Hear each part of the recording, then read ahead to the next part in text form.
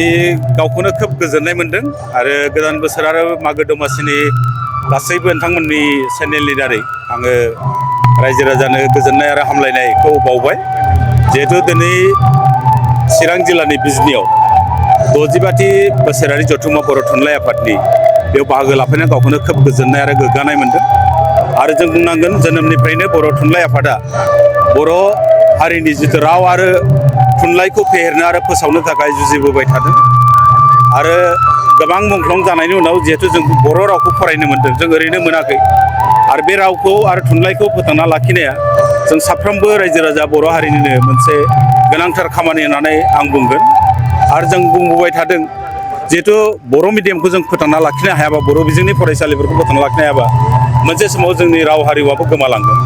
गतिके बेयाव दिनै राव धोरोम सायख'वालासे गासैबो जों जेसेबांनाखि बर' हारि दं गासैबो राजखान्थिफोरखौ बाद होनानैब्लाबो दिनै बे बर' हारिनि बयनिफ्राय जौसिन जौस्रां बर' थुनलाइ आफादनि बे मेलाव बयबो बाहागो लाफैनायखाय जोंबो खौसेथि बर' सुबुं आफाद, जायखौ इउपिपिअ होनना बुङो, इउनाइटेड बड' पिपल्स अर्गेनाइजेसन, बेनिफ्राय बाहागो लाफैनानै दिनै गोसोखौ गावखौनो गाव खोब गोजोननाय आरो गावखौनो गोग्गानाय मोनदों।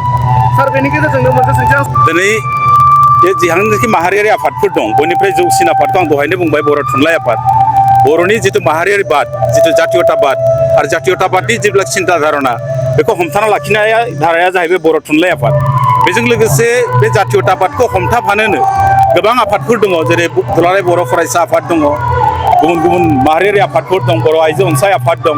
थिग बिदिनो जोंबो बिटिसिनि बायजोआव बर' हारिनि रायजो जानायखौ थामोन्थाफोरखौ गोजोर खालामनो थाखाय जेरावनाखि बिटिसिनि बायजोआव 10 लाखनिबो बांसिन बर' सुबुं दं, दिनै राजखान्थि मोन्थाय, सोलोंथाइ दावगानाय, रांखान्थि भाबै आवगायनो थाखाय जों गोबां सम जुजिबोबाय थादोंमोन। थामथि बर' गोजोन गोरोबथानि गेजेरजों जोंनि दाबिया जिहेतु जाफुंसारदों, बर' कसारि वेलफेयार अट'नमास काउन्सिल बे जोंनि देरहासार मोनसे, खिन्थु बे दिनै जाफुङाखैब्लाबो बेनि प्रसेसफ्रा जागासिनो दङ।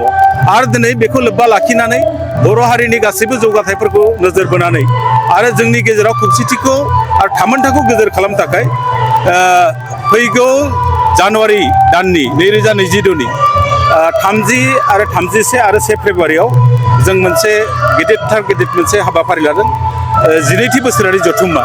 बे जथुम्मायाव जों बुहुमाव जेरावखि थाया मानो बर'फ्रा गासैबो बुहुमनि बर'फोरखौ जाहाथे खौसे जों मोनसे जौस्राङावनो ज' खालामनो हायो, बेनि सिन्था धारनाजों बे प्रग्रामखौ लानाय जादों। आरो बे हाबाफारियाव बर'नि जेसेबांनाखि माहारियारि आफादफोर दं, बेजों लोगोसे नेपाल, बांलादेश, गुबुन रायजोआव थानाय साखाथिनि रायजोआव बेंगल आरो ओरैहाय त्रिपुरा आरो मेघालय, अरुणाचल प्रदेश, बेफोराव थानाय बर' हारिफोरखौबो जोङो बे हाबाफारियाव बाहागो लानो थाखाय लेंहरदों। आरो जों आसा फारिदों बे जोंनि कनफारेन्सआ, एबारनि कनफारेन्सआ मोनसे जारिमिनारि, मोनसे साक्सेसफुल मोनसे कनफारेन्स जागोन होननानै जों फोसावदों।